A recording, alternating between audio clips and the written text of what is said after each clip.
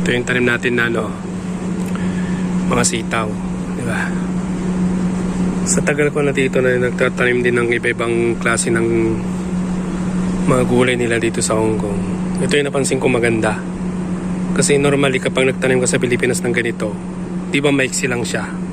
Kung nakapaso siya hanggang ganito lang siya kalaki. Ito kasi umaakyat. At nung malik kasi ito, hindi ko tinalbusan. Pero hinayaan ko lang siya nung lumaki. Ayan siya, oh. Nasa ibaba yung ano niya, oh.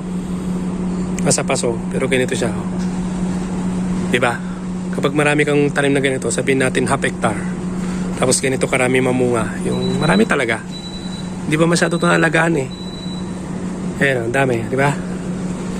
Yung mga iba, oh, kung saan na napunta. So, pag malit siya, ganyan, oh. Halata talaga na umaakyat siya. Kasi dito ko lang nakita yung ganito na umaakyat. Sa Pilipinas kasi hindi ganito. Diba? Mababa lang siya. So umaakyat siya. Dami ng bunga, oh. Pwede na yan.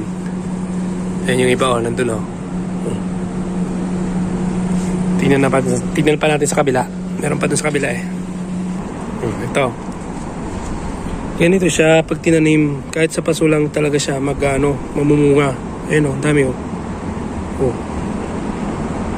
So nagtaka lang ako kasi umakyat siya, hindi kagaya ng mga nasa atin na lang, mababa lang kasi tinatalbusan. Ito kasi hindi ko tinalbusan, pero halata ko lang, ang haba, oh.